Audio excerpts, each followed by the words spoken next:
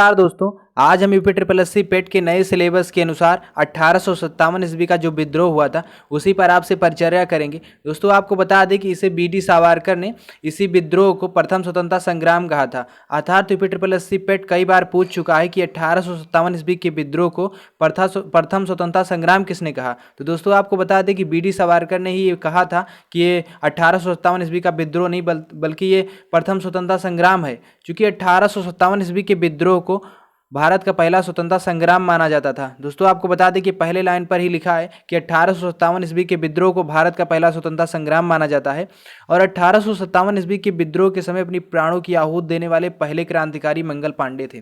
दोस्तों आपको बता दें कि क्या हुआ था, उस समय चर्बी और कारतूस का प्रयोग होता था, उसमें गाय और सुअर जो राइफल प्रयोग होती थी 34वीं बटालियन में। तो दोस्तों आपको बता दें कि उस समय गाय और सुअर के मांस प्रयोग होते थे उस राइफल में, और उसको गोली चलाने से पहले दांत से खोलना पड़ता था। तो हिंदू और मुस्लिम धर्म में गाय और सुअर को बहुत ज़्यादा पवित्र माना जाता है। तो दोस्तों आपको बता दें कि वो लोग अपने दांत से उसको टच नहीं करना चाहते थे, लेकिन उन्हें ये विवश होकर ये करना पड़ता था। इसी वजह से पहला विद्रोह का रीजन तो ये भी कुछ हुआ।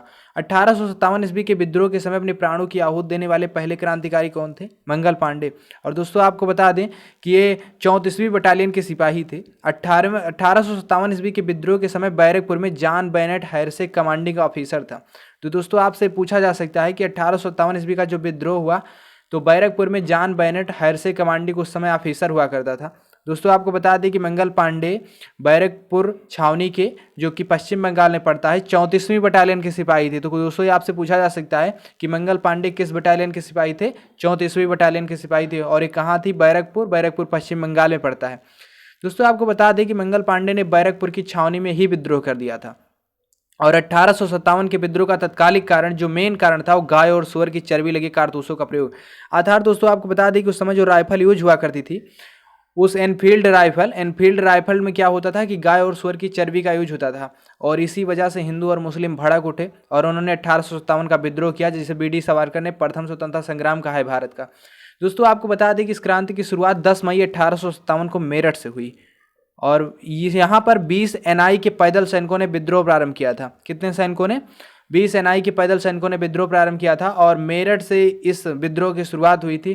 कब? 10 मई 1857। तो ये डेट बहुत बार पूछी गई है कि 1857 का विद्रोह कहाँ से स्टार्ट हुआ, मेरठ से। कब स्टार्ट हुआ? 10 मई 1857 को। तो आप ये क्लियर डेट रखिएगा याद। दोस्तों आपको बता दें कि कई एग्जाम होते हैं जैसे एसएससी वगैरह, तो उसमें क्लियर डेट नहीं पूछता। इस भी पूछ लेगा कि 1857, 1860 या 2000, लेकिन यूपी ट्रिपल एस सी क्या करता है? एग्जैक्ट डेट भी पूछता है। तो इसलिए आप इसको लर्न करेंगे कि जो मेरठ का विद्रोह हुआ था इसकी शुरुआत कब हुई थी? 10 मई 1857 को। और 1857 के स्वतंत्रता संग्राम का प्रतीक कमल और रोटी था। दोस्तों आपको बता दें कि क्वेश्चन अनलिमिटेड बार पूछा जा चुका है। कितने बार पूछा जा चुका है ये आपको मैं खुद नहीं बता सकता। दोस्तों आपको बता दें कि कमल और रोटी क्या था? स्वतंत्रता संग्राम का प्रतीक था।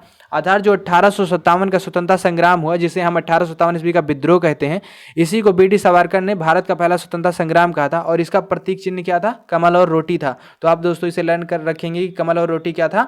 1857 ईस्वी के स्वतंत्रता संग्राम का प्रतीक था। ब्रिटिश सांसद डिजायरेली ने 1857 ईस्वी के विद्रोह को राष्ट्रीय विद्रोह कहा था। राष्ट्रीय विद्रोह किसने कहा? ब्रिटिश सांसद डिजरायली ने 1857 ईस्वी का जो विद्रोह हुआ था उसे राष्ट्रीय विद्रोह कहा था।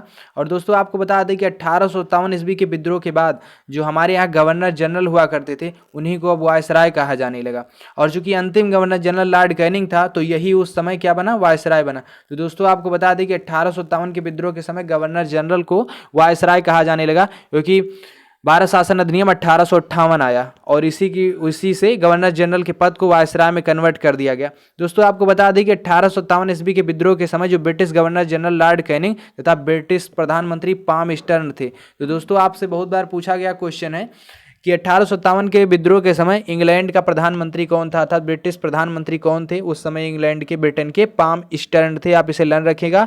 और उस समय ब्रिटिश गवर्नर जनरल कौन थे? Lord Canning.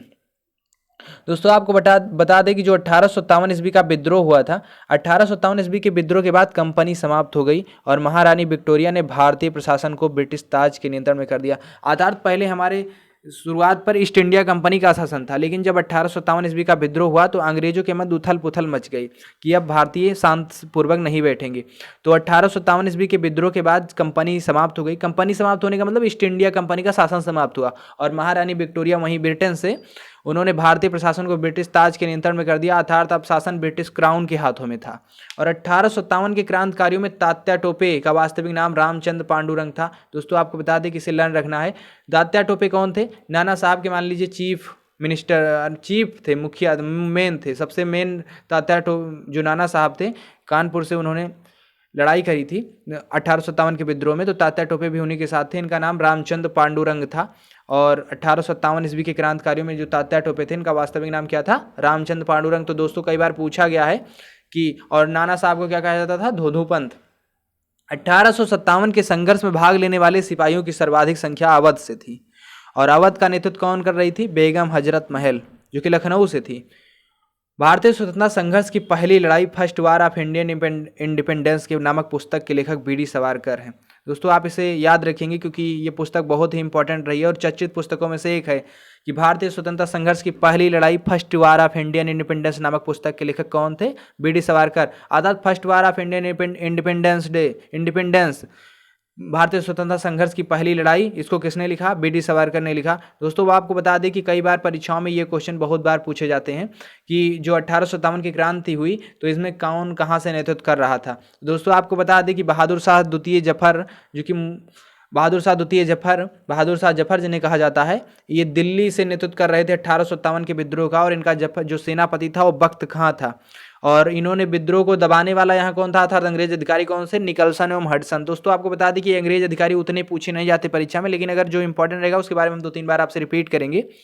लेकिन सबसे ज़्यादा इधर वाले क्वेश्चन पूछे जाते हैं कि जो विद्रोह का नेता कौन था। तो दिल्ली से कौन था? बहादुर शाह द्वितीय जफर, और सेनापति इनका बख्त खां था। लेकिन ये पहला वाला इंपॉर्टेंट है, निकलसन एवं हडसन ने वहां पर विद्रोह को दबाने की कोशिश करी थी। और दोस्तों आपको बता दें कि कानपुर का नेतृत्व कौन कर रहे थे? नाना साहब, और इनके सेनापति कौन थे? तात्या टोपे। तो दोस्तों आपको बता दें कि कई बार पूछा जाता है कि कानपुर से 1857 ईस्वी का जो विद्रोह कर रहे थे नाना साहब, इनका और एक नाम क्या था? तो नाना साहब का एक नाम और था धोंधूपंत, और सेनापति का क्या नाम था? रामचंद्र पांडुरंग। और यहाँ पर कौन कर रहे थे विद्रोह को दबाने वाले? कौन थे? Colin Campbell. अर्थात आप कैम्पबेल भी याद रखेंगे तो भी आप याद रख पाएंगे। दोस्तों आपको बता दें कि लखनऊ वाला क्वेश्चन तो बहुत बार पूछा जा चुका है कि लखनऊ से नेतृत्व कौन कर रही थी? बेगम हजरत महल। और शासक कौन था? ब्रिजेश कादिर। तो समझिए ये कि बेगम हजरत महल का जो छोटा पुत्र था ब्रिजेश कादिर, बहुत छोटा था, इसी को इन्होंने अपने शासन का राजा शासक बना दिया, और उसी की संरक्षिका बनकर बेगम हजरत महल ने 1857 की क्रांति में भाग लिया, अर्थात युद्ध स्तर पर शासिका बनी, और इन्होंने विद्रोह का नेतृत्व संभाला। तो लखनऊ से 1857 के विद्रोह का नेतृत्व किसने किया? बेगम हजरत महल ने किया। और यहाँ पर भी अंग्रेज अधिकारी जो विद्रोह को दबाने वाले वो कोलिन कैम्पबेल ही थे। और दोस्तों आपको बता दें कि रानी लक्ष्मीबाई वाला तो आपको पता ही होगा कि झांसी जो केंद्र था विद्रोह 1857 का, तो वहाँ पर कौन थे विद्रोह के नेता? रानी लक्ष्मीबाई थी। और उन्होंने जनरल ह्यूरोज का पीछा भी किया था। जनरल ह्यूरोज से ही इनकी लड़ाई हुई थी। और इलाहाबाद से कौन थे? लियाकत अली और कर्नल नील यहाँ पर कर रहे थे, वो यहाँ पर नेतृत्व संभाल रहे थे अंग्रेजी सेना की ओर से, दबाने की ओर थे। दोस्तों आपको बता दें कि बिहार में जगदीशपुर है, जगदीशपुर से ही कुंवर सिंह नेतृत्व कर रहे थे, और मेजर विलियम टेलर वहाँ से दबाने वाले थे विद्रोह को। और बरेली से खान बहादुर खां, विंसेंट आयर। और दोस्तों आपको बता दें कि फैजाबाद से कौन थे? मौलवी अहमद उल्ला, और फैजाबाद का नाम बदलकर अब अयोध्या कर दिया गया है। तो फैजाबाद से मौलवी अहमद उल्ला, जनरल रेनाड यहाँ से विद्रोह को दबाने वाले थे, और मौलवी अहमद उल्ला क्या थे? इन्होंने नेतृत्व किया था। दोस्तों आपको बता दें कि ये बहुत ही इंपॉर्टेंट टॉपिक है मॉडर्न हिस्ट्री का, तो आप इसे थोड़ा अच्छे से पढ़ेंगे। अंग्रेजी शासन के विरुद्ध हुए अन्य महत्वपूर्ण विद्रोह थे, अब हम उनके बारे में बात करेंगे। दोस्तों आपको बता दें कि जो अंग्रेजों के खिलाफ पहला विद्रोह था वो सन्यासी विद्रोह था। 1760 से 1800 ईस्वी तक क्या हुआ? सन्यासी विद्रोह हुआ। अंग्रेजों के खिलाफ ये पहला विद्रोह था, सन्यासी विद्रोह। और बंकिम चंद्र चटर्जी ने सन्यासी विद्रोह की जो कथा वस्तु थी इसको आधार बना लिया बंकिम चंद्र चटर्जी ने। दोस्तों आपको बंकिम चंद्र चटर्जी के बारे में पता होगा। बंकिम चंद्र चटर्जी ने अपनी पुस्तक जो कि आनंद मठ है की रचना सन्यासी विद्रोह कथा वस्तु, और आनंद मठ में क्या मिलता है? बंकिम चंद्र चटर्जी ने अपनी पुस्तक आनंद मठ की रचना सन्यासी विद्रोह की कथा वस्तु को आधार बनाकर ही करी, और नील दर्पण नाटक के लेखक दीनबंधु मित्र थे। दोस्तों आपको बता दें कि नील दर्पण वाली पुस्तक और दीनबंधु इसके जो राइटर हैं बहुत ही इंपॉर्टेंट है। बंकिम चंद्र चटर्जी ने क्या लिखा था? बंकिम चंद्र चटर्जी ने आनंद मठ की रचना करी। और दोस्तों आपको बता दें कि और इसी आनंद मठ में ही सन्यासी विद्रोह को उसका कथा वस्तु का आधार बनाया गया था, और उसी को रख करके उन्होंने बंकिम चटर्जी ने आनंद मठ की रचना करी है। और नील दर्पण इसके लेखक कौन थे? दीनबंधु मित्र थे। तो दोस्तों ये बहुत ही इंपॉर्टेंट है, इसे आप लर्न रखिएगा। और आनंद मठ में पहली बार, आनंद मठ में क्या हुआ? पहली बार वंदे मातरम राष्ट्रीय गीत का उल्लेख मिलता है। और आनंद मठ किसने लिखा? बंकिम चटर्जी ने लिखा। और इसकी कथा वस्तु का आधार क्या है? वही सन्यासी विद्रोह। तो आनंद मठ में पहली बार क्या हुआ? वंदे मातरम गीत यानी राष्ट्रीय गीत का उल्लेख मिलता है। जो वंदे मातरम गीत है वो आनंद मठ में है, और आनंद मठ के रचयिता कौन थे? बंकिम चंद्र चटर्जी। दोस्तों आपने बिरसा मुंडा का नाम तो सुना ही होगा। बिरसा मुंडा को उलूगान महान हलचल कहा जाता था। उन्होंने स्वयं को भगवान का दूत घोषित कर रखा था। और उड़ीसा में बिरसा मुंडा अरे हॉकी स्टेडियम भी बन रहा है। तो बिरसा मुंडा को उलूगान महान हलचल कहा जाता था। उसने स्वयं को भगवान का दूत घोषित किया था। और दोस्तों आपको बता दें कि वहाबी आंदोलन भी इंपॉर्टेंट था। कि वहाबी आंदोलन के बारे में कहा जाता है कि यह आंदोलन 1857 के विद्रोह की तुलना में अधिक नियोजित, संगठित और सुसंगठित था। संथाल विद्रोह अत्यधिक तीव्र था, और इसका नेतृत्व सिद्धू एवं कान्हू नामक दो भाइयों ने किया था। संथाल नेतृत्व दक्षिण में हुआ था। तो संथाल विद्रोह अत्यधिक तीव्र था, और इसका नेतृत्व सिद्धू एवं कान्हू नामक दो भाइयों ने किया था। और पागल पंथ की स्थापना जो है करमशाह ने करी थी। किसने करी थी पागल पंथ की स्थापना? करमशाह ने। और चंपारण सत्याग्रह तो मोस्ट इंपॉर्टेंट क्वेश्चन, सबसे ज़्यादा बार पूछा गया होगा कि महात्मा गांधी का पहला सत्याग्रह कौन था? 1917 वाला, वही जो चंपारण सत्याग्रह था। राजकुमार शुक्ल के कहने पर ये चंपारण गए थे महात्मा गांधी। तो महात्मा गांधी ने चंपारण सत्याग्रह, जो कि महात्मा गांधी का पहला सबसे सत्याग्रह था भारत में, चंपारण सत्याग्रह 1917 ईस्वी में बिहार में हुआ था। बिहार में एक स्थान चंपारण है, यहीं पर नील की खेती से संबंधित तिनकठिया पद्धति प्रचलित थी। अब आपको दोस्तों बता दें कि हो सकता है तिनकठिया पद्धति के बारे में आपको न पता हो कि क्या होती तिनकठिया पद्धति। तो दोस्तों आपको बता दें कि तिनकठिया पद्धति का मतलब होता है कि यदि आपके पास 20 बीघे ज़मीन है, तो आप उसमें से 3 बीघे पर सिर्फ नील की खेती ही करेंगे। तो क्या होता था, जब अगर किसी भी ज़मीन पर, किसी भी भूमि पर अगर नील की खेती 2-3 सालों तक की जाती थी, तो वो बैरन हो जाती थी, बंजर हो जाती थी ज़मीन, अर्थात तो उसकी फर्टाइलनेस जो उर्वरता होती है वो ज़मीन की ख़त्म हो जाती थी। तो इस वजह से किसान नील की खेती करना पसंद नहीं करते थे। लेकिन अंग्रेजों ने इस पर उनको बाध्य किया, कहा तुम्हें अगर तुम्हारे पास 20 बीघे खेत है तो उसमें 3 बीघा अर्थात 3 बीघे खेत पर तुम्हें नील की खेती करनी ही पड़ेगी। तो इसी को तिनकठिया पद्धति अर्थात 3/20। तो कई बार पूछा भी जा सकता है क्वेश्चन कि तिनकठिया पद्धति क्या थी? तो इसमें 3/20 भाग पर नील की खेती करनी होती थी। अर्थात अगर 20 भाग टोटल जमीन है, चाहे बीघे में हो चाहे हेक्टेयर में, चाहे जितने में, मतलब 20 भाग अगर तुम्हारे पास टोटल भूमि है तो उसमें से 3 भाग भूमि पर नील की खेती करनी अनिवार्य है। और चंपारण सत्याग्रह 1917 में बिहार में हुआ था। यहाँ नील की खेती से संबंधित तिनकठिया पद्धति प्रचलित थी। और दोस्तों आपको बता दें कि 1921 में जो मोपला विद्रोह हुआ था मालाबार में हुआ था। और मालाबार का तट कहाँ है? मालाबार केरल में है। दोस्तों आपको बता दें जो भारत का दक्षिणी छोर है, तो ये वाला तट मालाबार तट कहलाता है, जो केरल वगैरह। और ये वाला तट क्या कहलाता है?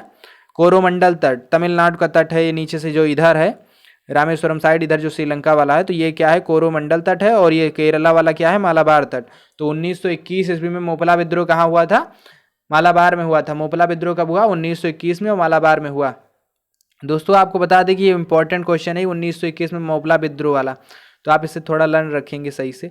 और आपको बता दें कि ये भी बहुत इंपॉर्टेंट है कि जो विद्रोह हुए इनका जो प्रसार केंद्र था ये कहाँ था? तो जो सन्यासी विद्रोह हुआ था ये बंगाल और बिहार में ज़्यादा हुआ था। रामोसी विद्रोह पश्चिमी घाट पर हुआ था। पश्चिमी घाट कहाँ है? पश्चिमी घाट दोस्तों जैसे ये इंडिया है, तो जो इधर वाला पोर्शन है ये पूर्वी घाट, और इधर वाला घाट ये पश्चिमी घाट। पश्चिमी घाट को सह्याद्री के नाम से भी जाना जाता है। तो इधर वाला जो पोर्शन है, मतलब ये अगर 20 से डिवाइड कर दिया जाए इंडिया को, तो कहने का मतलब है जो इधर वाला पार्ट पड़ेगा वो पश्चिमी की ओर पश्चिमी घाट दक्षिण की तरफ, और दक्षिण की तरफ जो पूर्व वाले पोर्शन में पड़ता है उसे पूर्वी घाट कहा जाता है। दोस्तों आपको बता दें कि जो सन्यासी विद्रोह था बंगाल एवं बिहार में हुआ, रामोसी विद्रोह पश्चिमी घाट में हुआ, और नील विद्रोह बंगाल एवं बिहार नदिया जिले से प्रारंभ हुआ था। और संथाल विद्रोह ये बिहार एवं बंगाल में हुआ। संथाल विद्रोह कहाँ हुआ? बिहार एवं बंगाल में। ये दोस्तों बहुत इंपॉर्टेंट है कि संथाल विद्रोह कहाँ पर हुआ था? बिहार एवं बंगाल में। और मुंडा विद्रोह बिहार एवं झारखंड, मुरसा में बिरसा मुंडा जो थे, तो मुंडा विद्रोह कहाँ हुआ था? बिहार एवं झारखंड में। और संथाल विद्रोह भी बिहार एवं बंगाल में हुआ। और पाबना, पाबना तो ऐसे भी आप जानते होंगे कि पाबना बंगाल में है, तो पाबना विद्रोह बंगाल में होगा। दक्कन विद्रोह, दक्कन ट्रेप महाराष्ट्र की ओर पड़ता है, तो दक्कन विद्रोह महाराष्ट्र में होगा। मोपला विद्रोह कहाँ हुआ था? मालाबार तट, मालाबार तट कहाँ है? केरल, तो मोपला विद्रोह मालाबार केरल में हुआ।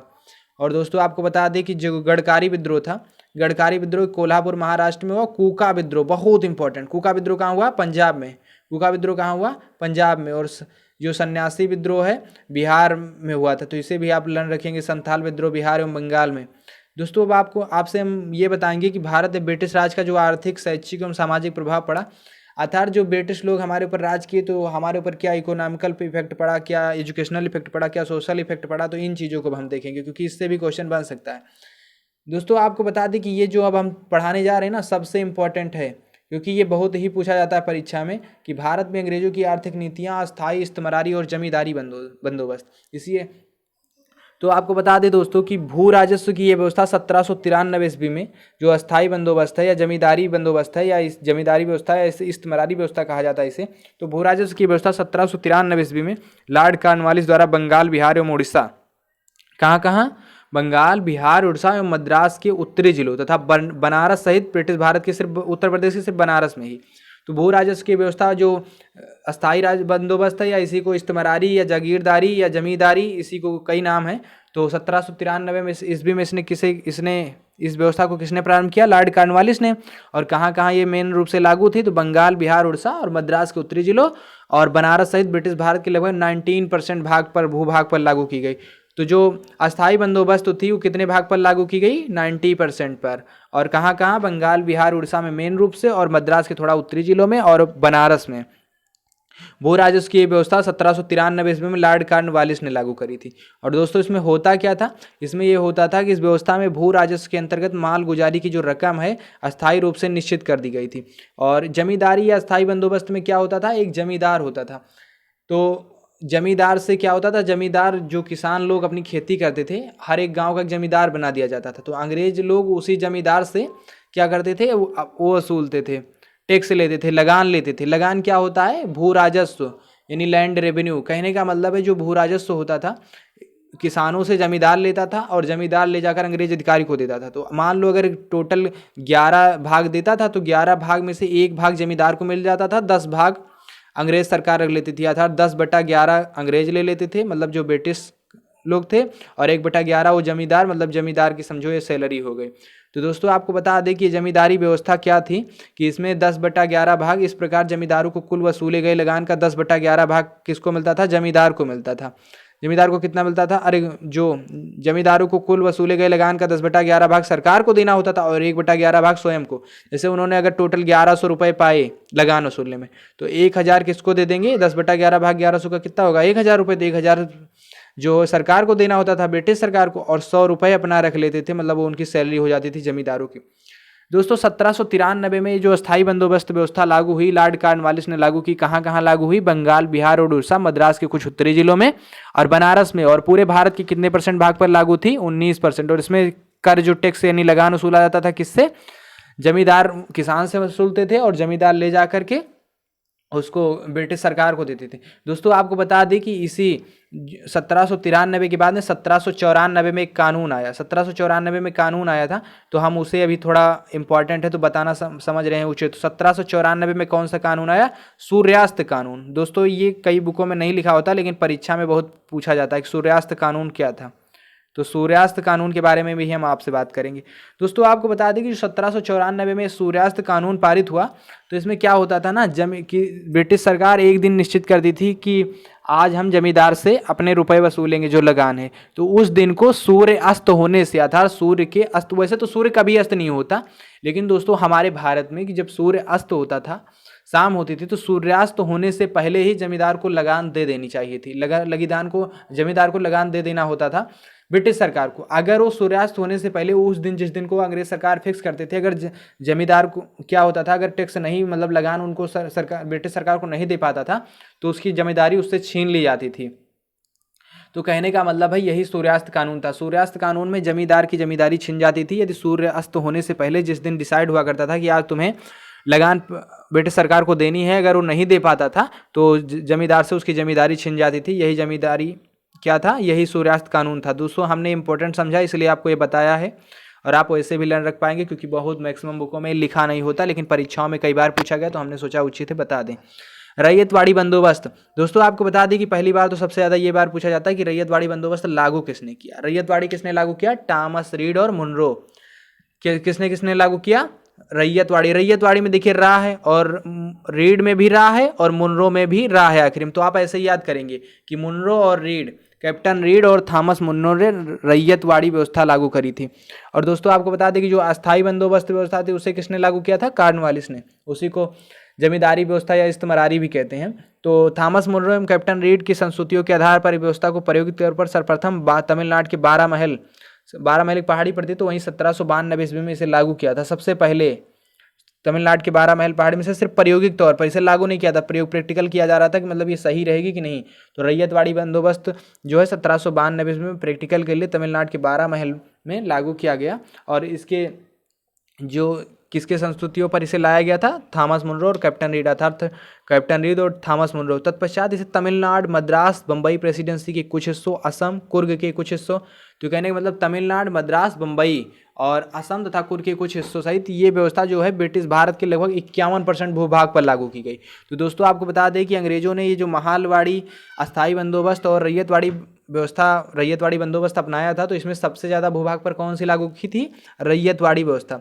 रैयत का मतलब क्या होता है, किसान। तो हिस्सों सहित ये व्यवस्था ब्रिटिश भारत के लगभग 51% भूभाग पर लागू की गई, और इसके अंतर्गत किसानों को ही भूस्वामी मानकर उनसे लगान का निर्धारण किया जाता था। अस्थाई बंदोबस्त में क्या होता था, किसानों के ऊपर, कई किसानों, एक गांव में जितने किसान रहते थे उनके ऊपर एक जमींदार बना दिया जाता था। जमींदार किसानों से लगान वसूलता था, उसके बाद में जाकर ब्रिटिश सरकार को देता था।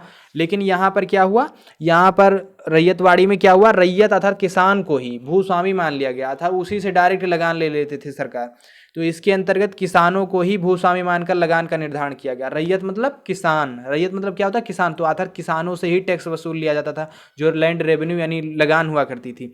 तो इसके अंतर्गत किसानों को भूस्वामी मानकर लगान का निर्धारण किया गया तथा 20 से 30 वर्षों पर लगान की पुनर्समीक्षा की जाती थी कि लगान सही सही लोग दे रहे हैं कि नहीं। और दोस्तों अब इसके बाद में इंपॉर्टेंट है महालवाड़ी व्यवस्था, महालवाड़ी बंदोबस्त। तो भू राजस्व की इस पद्धति के जन्मदाता हार्ट मैकेंजी थे। दोस्तों महाल में माँ आ रहा है, मैकेंजी में भी माँ आ रहा है, तो आप याद रखेंगे महालवाड़ी फॉर मैकेंजी। और वहाँ पर रैयतवाड़ी में रीड और मुनरो, मुनरो में भी रहा और रीड में भी रहा। तो आप ऐसे कुछ अपने माइंड में ट्रिक याद करेंगे, आपको याद रहेगा, भूलेगा नहीं। और अस्थाई बंदोबस्त में तो एक ही है, वही कॉर्नवालिस, तो उससे तो आप लर्न ही रखेंगे। तो भू राजस्व की इस पद्धति की जन्मदाता हार्ट मैकेंजी थे, और इसे आगरा, अवध, मध्य प्रांत, पंजाब के कुछ हिस्सों में जमींदारी व्यवस्था के संशोधित रूप में किया गया था। ये व्यवस्था लगभग 30% भूभाग पर लागू थी। तो हम आपको फिर से रिकॉल करा दें कि 19% पर, 19% पर, भारत के टोटल भूभाग के 19% पर कौन सी लागू, अस्थाई बंदोबस्त, उसी को इस्तेमारी या जागीरदारी व्यवस्था भी कहा जाता था, जमींदारी व्यवस्था भी। और उसके बाद में क्या आई, उसके बाद में रैयतवाड़ी आई। रैयतवाड़ी जो 1792 में प्रायोगिक तौर पर 1820 से स्टार्ट हुई। तो फिर दोस्तों आपको बता दी कि वो पूरे भारत के 51% भूभाग पर लगी, और जो महालवाड़ी थी ये पूरे भारत के 30% भूभाग पर लागू करी गई थी। और दोस्तों आपको बता दें कि भारत में जो अब तक हमने आर्थिक देखा, आप शैक्षिक विकास को देखेंगे कैसे कैसे ब्रिटिश काल में क्या क्या हुआ। तो कुछ अंग्रेज अधिकारी, ईसाई मिशनरियों और भारतीयों ने शिक्षा के विकास की दिशा में सकारात्मक प्रयास किए। 1781 ईस्वी में वारेन हेस्टिंग ने कलकत्ता में मदरसा, मैं दोस्तों आपको पहले भी पढ़ा चुका हूँ गवर्नर जनरल वाले टॉपिक में, कि वारेन हेस्टिंग ने, बंगाल का जो गवर्नर जनरल था वारेन हेस्टिंग पहला, उसने 1781 में कलकत्ता में मदरसा खुलवाया था। तो फारसी और अरबी भाषा के अध्ययन हेतु कलकत्ता में मदरसा की स्थापना इन लोगों ने करी थी। और 1751 में जोनाथन डंकन ने वाराणसी में कानून एवं दर्शन हेतु संस्कृत कॉलेज की स्थापना करी। जोनाथन डंकन ने 1791 में कानून और दर्शन हेतु किस कॉलेज की स्थापना करी, संस्कृत कॉलेज की। उसके बाद में हम पढ़ेंगे 1800। तो 1800 ईस्वी में लॉर्ड वेलेजनी ने अधिकारियों के प्रशिक्षण हेतु कलकत्ता में फोर्ट विलियम कॉलेज की भी स्थापना करी। तो कलकत्ता में फोर्ट विलियम कॉलेज की स्थापना लॉर्ड वेलेजनी ने कब करी थी, अधिकारियों के प्रशिक्षण के लिए, 1800 में। और दोस्तों आपको बता दें कि ईस्ट इंडिया कंपनी द्वारा 1813 ईस्वी का जो चार्टर एक्ट आया था, चार्टर अधिनियम आया था, भारतीय शिक्षा के लिए 1 लाख रुपए का प्रावधान किया गया था उस अधिनियम में। और दोस्तों इसी 1835 में इसी में मैकाले ने स्मरण लेख प्रस्तुत किया था। लॉर्ड मैकाले जो कि अंग्रेजी शिक्षा के लिए बहुत वर्क किया इसने। दोस्तों आपको बता दें कि 1845 में मैकाले ने स्मरणार्थ लेख प्रस्तुत किया। लॉर्ड ऑकलैंड ने शिक्षा का अधोमुखी निस्यंदन सिद्धांत दिया, अर्थात यदि उच्च वर्ग को शिक्षित किया जाए तो छन छन कर शिक्षा का प्रभाव सामान्य लोगों तक पहुंच जाएगा। लॉर्ड ऑकलैंड ने शिक्षा का अधोमुखी या निस्संदन सिद्धांत दिया था, अर्थात यदि उच्च वर्ग को शिक्षित किया जाए तो छन छन कर शिक्षा का प्रभाव सामान्य लोगों तक पहुंच जाएगा। उसके बाद में हम पढ़ेंगे, अब इम्पॉर्टेंट है 1854 में जो लॉर्ड डलहौजी का वुड डिस्पैच आया था, हमने आपको पहले भी बताया था डलहौजी के बारे में। तो डलहौजी जो 1854 में चार्ल्स वुड का जो डिस्पैच आया था, चार्ल्स वुड डिस्पैच को भारतीय शिक्षा का मैग्ना कार्टा कहा जाता है। हम दोस्तों आपको उसी समय बता दिए कि चार्ल्स वुड डिस्पैच जो आया था, वुड डिस्पैच डलहौजी के कार्यकाल में 1854 में क्या था, भारतीय शिक्षा का मैग्ना कार्टा था। और 1882 ईस्वी में डब्ल्यू हंटर की अध्यक्षता में तो हंटर आयोग का गठन किस लिए किया गया था, तो हंटर आयोग का गठन 1882 में प्राथमिक शिक्षा। दोस्तों आपको बता दें बहुत बार क्वेश्चन पूछा जा चुका है, यूपीटी प्लस सीपेट बहुत बार इस क्वेश्चन को पूछ चुका है कि हंटर आयोग की स्थापना किस लिए करी गई थी। तो 1882 ईस्वी में डब्ल्यू हंटर की अध्यक्षता में प्राथमिक स्तर की शिक्षा के प्रसार के लिए हंटर आयोग की स्थापना करी गई थी। उसके बाद में जो लॉर्ड कर्जन वाला टॉपिक था, ये भी इंपॉर्टेंट है। दोस्तों आपको बता दें कि ये जो हंटर आयोग था, ये प्राथमिक शिक्षा क्या होती है, जो छोटे लेवल तक की होती है, अर्थात पूर्व प्राथमिक मतलब 8वीं लेवल की जो शिक्षा थी, मतलब कक्षा 8 तक की, इसी को प्राथमिक शिक्षा कहा जाता था। तो इसी शिक्षा में सुधार के लिए हंटर आयोग का गठन किया गया था। हंटर आयोग का गठन किस लिए किया गया था, प्राथमिक स्तर की शिक्षा के सुधार के लिए, और हंटर आयोग की स्थापना हुई थी। दोस्तों आपको बता दें कि लॉर्ड कर्जन के समय 1902 में थॉमस रेले की अध्यक्षता में विश्वविद्यालय आयोग बना, विश्वविद्यालय आयोग की स्थापना करी गई। और 1904 में विश्वविद्यालय अधिनियम बना था। तो विश्वविद्यालय आयोग की स्थापना 1902 में। और उसके बाद में जो 1917 में कलकत्ता विश्वविद्यालय की समस्या हेतु सैडलर आयोग, तो सैडलर आयोग क्या बना, कलकत्ता यूनिवर्सिटी जो है 1917 में सैडलर आयोग क्यों बना था, कलकत्ता यूनिवर्सिटी की जो प्रॉब्लम थी उसी को सॉल्व करने के लिए सैडलर आयोग की स्थापना करी गई। और सैडलर आयोग के सुझाव पर ही उत्तर प्रदेश में माध्यमिक शिक्षा बोर्ड की स्थापना करी। दोस्तों ये बहुत ही इंपॉर्टेंट है कि माध्यमिक शिक्षा बोर्ड की स्थापना किस आयोग के सुझाव पर की गई थी, सैडलर आयोग की स्थापना। सैडलर आयोग के सुझाव पर ही उत्तर प्रदेश में माध्यमिक शिक्षा बोर्ड की स्थापना करी गई थी। दोस्तों आपको बता दें कि जो राधा कृष्णन आयोग था 1948 वाला, तो 1948 में राधा कृष्णन आयोग की सिफारिश पर, जो कि स्थापना हुई थी राधा कृष्णन आयोग की कब, 1948 ईस्वी में, सिफारिश पर 1953 ईस्वी में विश्वविद्यालय अनुदान आयोग की स्थापना हुई। और भारत में लोक सेवा आयोग अर्थात नागरिक सेवाओं का, सिविल सर्विसेज का जनक गठन कार्नवालिस ने किया, इसीलिए कार्नवालिस को भारतीय लोक सेवा आयोग का जनक भी माना जाता है। दोस्तों अब आपको बता दें कि जो मेन समितियां थी उनसे रिलेटेड कुछ क्वेश्चन पूछे जाते हैं, उनके बारे में पढ़ लीजिए। चार्ल्स वुड समिति जो 1854 में लॉर्ड डलहौजी के कार्यकाल में आई थी। तो श्रेणीबद्ध विद्यालय, प्राथमिक, माध्यमिक, उच्च विद्यालय, भारतीय शिक्षा का मैग्ना कार्टा थे, क्या कहा जाता था, भारत मतलब इस कुल मिलाकर शिक्षा के लिए चार्ल्स वुड समिति का गठन हुआ था, शिक्षा भारतीय शिक्षा का मैग्ना कार्टा इसे कहा जाता।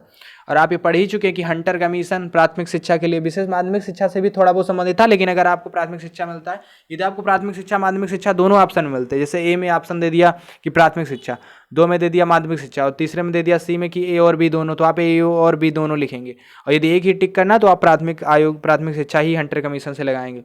और जो दोस्तों आपको बता दें कि जो रेले कमीशन था वो विश्वविद्यालय शिक्षा संबंधित था। 1902 में इसी समय विश्वविद्यालय आयोग का गठन किया गया। और सैडलर आयोग क्या था, विश्वविद्यालय से संबंधित जो समस्याएं थी उन्हीं को सॉल्व करने के लिए सैडलर आयोग का गठन हुआ था, कलकत्ता विश्वविद्यालय संबंधित जो समस्याएं थी। 1917 से 1902 भारतीय सदस्य आशुतोष मुखर्जी और जियाउद्दीन अहमद उसके सदस्य थे। दोस्तों आपको बता दें कि जो हार्टोग कमेटी थी 1929 वाली, ये भी प्राथमिक शिक्षा से ही संबंधित थी। किससे संबंधित थी, प्राथमिक शिक्षा से ही संबंधित थी। तो दोस्तों आपको बता दें कि ये प्राथमिक शिक्षा से ही संबंधित थी, जो प्राथमिक हार्टोग कमेटी। तो 1929 में जो हार्टोग कमेटी आई थी ये भी प्राथमिक शिक्षा से ही संबंधित थी। दोस्तों अब आपको बता दें कि मॉडर्न हिस्ट्री वाला आज तक का हमारा टॉपिक ये खत्म हुआ। अब हम नेक्स्ट मॉडर्न हिस्ट्री का जो स्वतंत्रता आंदोलन कैसे हुआ इस टॉपिक के बारे में पढ़ेंगे। दोस्तों आपको बता दें कि भी कल ही फॉरेस्ट गार्ड का पेपर हुआ था, तो आपने फॉरेस्ट गार्ड का निश्चित तौर पर पेपर देख लिया होगा। वैसे दोस्तों यदि मैं आपको बताना चाहूँ ये कि आप अगर यूपी ट्रिपल एस पेट का पेपर देने जा रहे हैं तो आप इस समय हाल ही के 2 पेपर हुए हैं। अभी लेखपाल मेंस का पेपर हुआ था, तो लेखपाल मेंस का पेपर आप देख लीजिए। अगर आपको लेखपाल मेंस का पेपर कहीं से प्रोवाइड ना हुआ हो तो बता देना, हम आपको प्रोवाइड करा देंगे, लिंक दे देंगे डिस्क्रिप्शन में, आप वहाँ से डाउनलोड कर लीजिएगा। लेकिन आपको कमेंट करके हमें बताना पड़ेगा कि हमें नहीं मिला है। और फॉरेस्ट गार्ड का पेपर भी यदि आपको कहीं से मिल जाता है या आप यूट्यूब पर सर्च कर लीजिए, नहीं तो बताइएगा, हम उसकी फ़ोटो भेज देंगे खींचकर। दोस्तों आपको बता दें कि वैसे मेरे पास लेखपाल मेंस का पेपर है, क्योंकि लेखपाल मेंस तो मैंने खुद दिया है, लेकिन जो फॉरेस्ट गार्ड वाला पेपर था मैंने तो दिया नहीं था, ना मैंने फॉर्म भरा था उस समय। तो दोस्तों आपको बता दें कि जो फॉरेस्ट गार्ड वाला पेपर है थोड़ा टफ आया था। टफ क्या, मतलब सही आया था। तो कहने का मतलब है लेखपाल में तो सिलेबस को ध्यान नहीं रखा गया था उतना, लेकिन ये है कि आउट ऑफ सिलेबस एक भी क्वेश्चन नहीं थे, जितने थे सिलेबस से थे, लेकिन हर टॉपिक से क्वेश्चन नहीं थे लेखपाल में। लेकिन जो कल वाला पेपर देखने को मिला फॉरेस्ट गार्ड वाला, उसमें हर टॉपिक से क्वेश्चन लिए गए। तो कहने का मतलब है आप अगर पेट का पेपर देने जा रहे हैं 2022 में, यूपी SSC पेट वाला पेपर देने जा रहे हैं, तो आपको ये दोनों पेपर देख लेने चाहिए। इस पेपर को देखने के बाद ही आपको ये खुद ही पता कर पाएंगे कि हम जो यूट्यूब पर जाकर बार बार बहुविकल्पीय सॉल्व करने से हम परीक्षा बीट कर पाएंगे या सही सही थ्योरी पढ़ने से। दोस्तों पूरे बहुविकल्पीय उस समय पढ़ा जाता है ऑब्जेक्टिव जब हम पूरी परीक्षा की परफेक्ट तैयारी कर लेते हैं। पहले हमें थ्योरी पर ध्यान देना चाहिए, ठीक। तो अभी हमें सही सही थ्योरी पढ़ लेनी चाहिए, क्योंकि कुछ दोस्तों ने कमेंट किया था कि सर बहुविकल्पीय डालिए। तो बहुविकल्पीय आपको पढ़ाया जाएगा, निश्चित तौर पर पढ़ाया जाएगा ऑब्जेक्टिव भी, लेकिन ये कब पढ़ाया जाएगा, जब आपको पूरा कंप्लीट थ्योरी से कंप्लीट करा दिया जाएगा। थ्योरी कंप्लीट हो जाने के बाद जब आप ऑब्जेक्टिव क्वेश्चन को लगाएंगे तो आपको पता रहेगा कि हाँ इसका आंसर ये हो सकता है, इसका आंसर ये हो सकता है। तो आपको कुछ कॉन्फिडेंस आएगा कि हाँ हमने पढ़ा और ये मैं कर पा रहा हूँ। तो कहने का मतलब है आपको थ्योरी ज़्यादा पढ़ने पर जोर देनी चाहिए, ऑब्जेक्टिव नहीं, क्योंकि किसी भी परीक्षा को निकालने के लिए थोड़ा डीप में पढ़ना पड़ेगा। अब उतना पहले के जैसा कंपटीशन नहीं रहेगा कि 10-20 क्वेश्चन रट लो जाओ परीक्षा में पास हो जाओगे। अब बहुत ज़्यादा डीप में पढ़ना पड़ेगा, क्योंकि कंपटीशन अब बढ़ रहे हैं, गवर्नमेंट जॉब के क्राइसिस बढ़ रहे हैं।